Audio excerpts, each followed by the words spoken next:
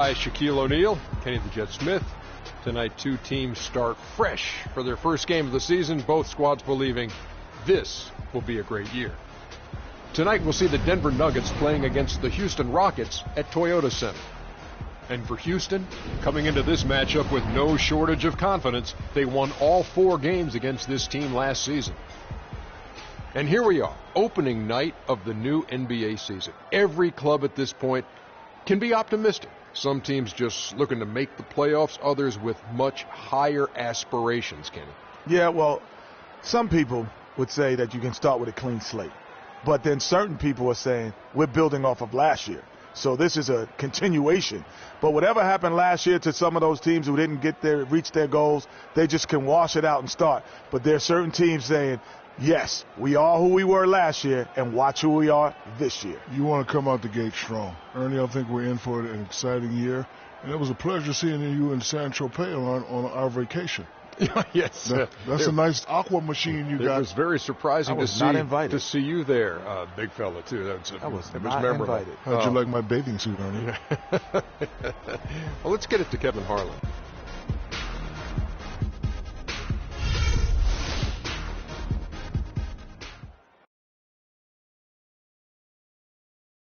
Let's take them back.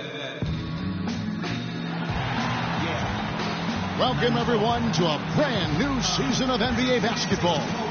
I'm sure you're as excited as all of us are here at 2K Sports as we get ready to start the season in style. Along with Greg Anthony and Clark Kellogg, this is Kevin Harlan. A battle in the Western Conference, this Houston crowd hoping to watch their Rockets come out on top and going against Denver, the first game of the NBA's regular season. Last season they won all 4 games, showing complete dominance. And while they swept the season series against them last year, making it pretty clear how much separation exists between the two teams. Yeah, Greg, I mean, one is a playoff team. The other, question mark, ... not so much. But things change, and you're only as good as your last win, so we'll see how they handle things tonight. Now let's take a look at Denver's opening lineup. Gallinari sits outside at 3 with Fareed at the 4. Bill Barton is out there with Moutier. Really was a slow start for Gallinari last season. It took him a while to get back to speed after missing all of the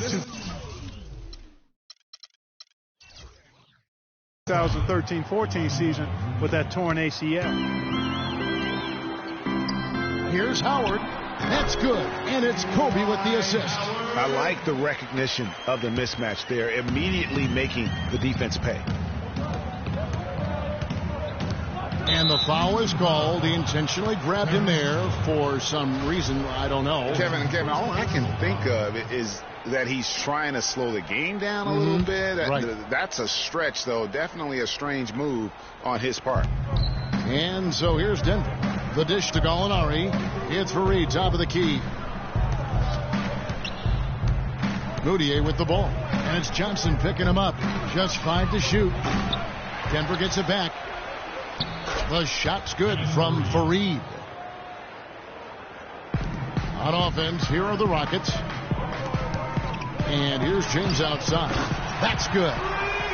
LeBron's got his first 3 points of the game. A good open look, and he splashes home the 3. Here's Barton. Fareed outside. Here's Moutier. And 2 free throws coming up as he misses that one. Drawing the whistle and a lot of contact there. Well, perhaps one of the most intriguing draft picks of this past summer, Emmanuel Moutier, can be a game-changing player. Was going to play, Clark, as you recall, at SMU for Larry Brown. He sure was, and went overseas instead. So we don't know a ton about him other than his reputation is sterling. Now we'll see if he can live up to it.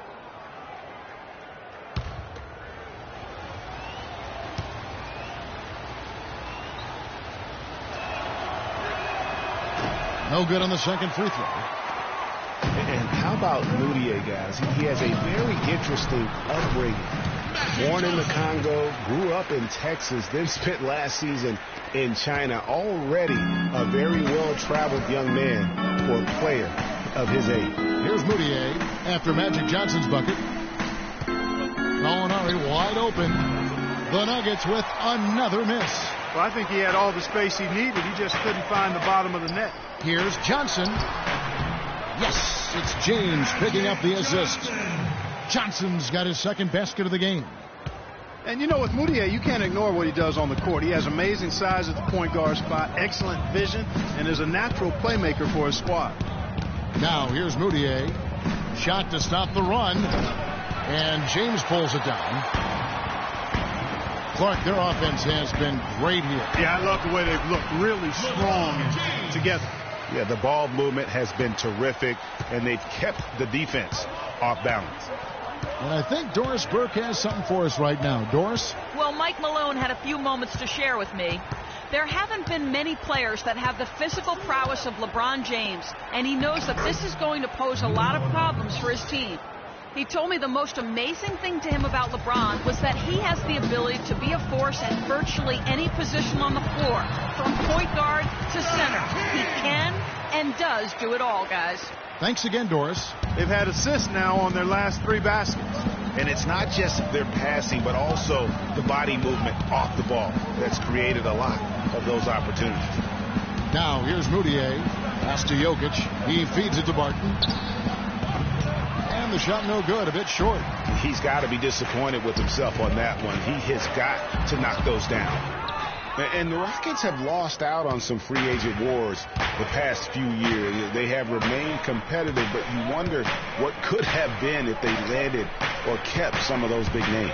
And so here's Denver, following the miss by Kobe Bryant. Here's Gallinari. And it's Gallinari again missing.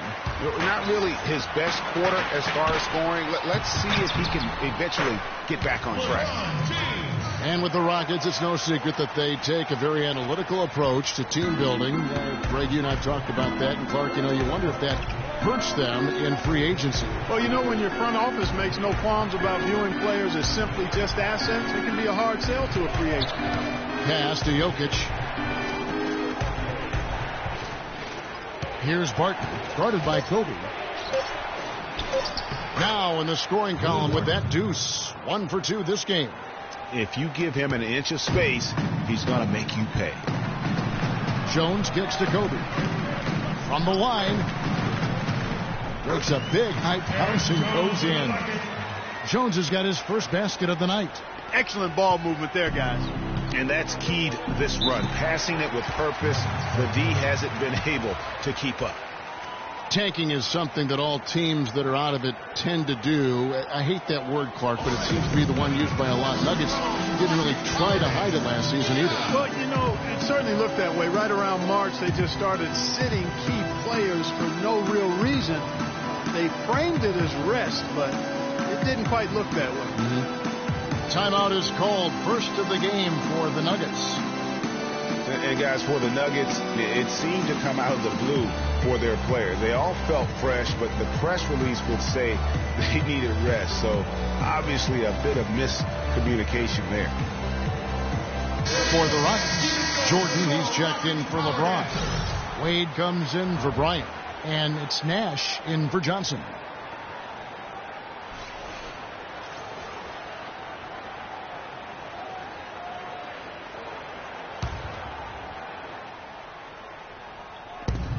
.131 left to play here in the first. And it's going to be 2 free throws. Drew contact on the shot. And, back to the Nuggets and giving up a bit near the end of the season. Miscommunications like that can really bother a player. Still, it's a viable strategy. I don't know if it's viable, but it's a strategy that could pay dividends if executed the right way. Denver shooting their 3rd and 4th free throw shots of the night. Well, looking back on last season, you could see the Rockets were tough at home. They just were relentless at going at teams. Yeah, how about a 30-11 record last year? And a lot of close ones for them, but that home crowd at times could just really will them to victory. As it did help in the series against the Clippers last year in the playoffs.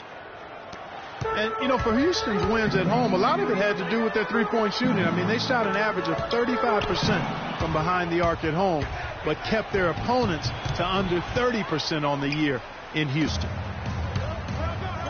Here's Jordan. There it is. It's Nash picking up the assist. And the crisp passing has opened things up for them offensively. 10 straight points off assists. That's very impressive, and it also makes the game easy and fun to watch.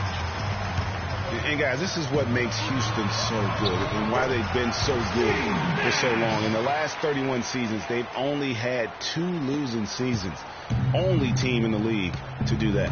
Here's Moutier. Steve Nash making his last shot. Chandler dishes to Moutier. Out to Harris. Feeds to Chandler. Some nice ball movement by the Nuggets. Goes back up. And it's laid in by Moutier.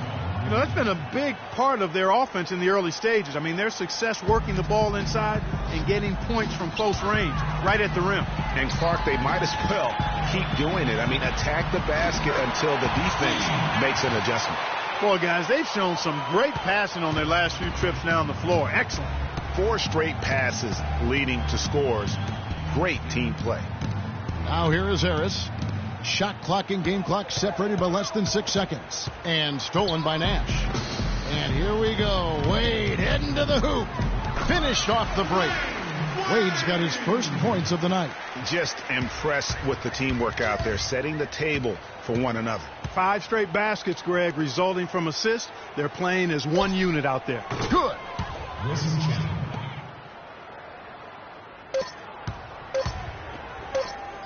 And here's James outside. And the release was before the buzzer, but it's off target. And as we conclude the first quarter, a one-sided game's over.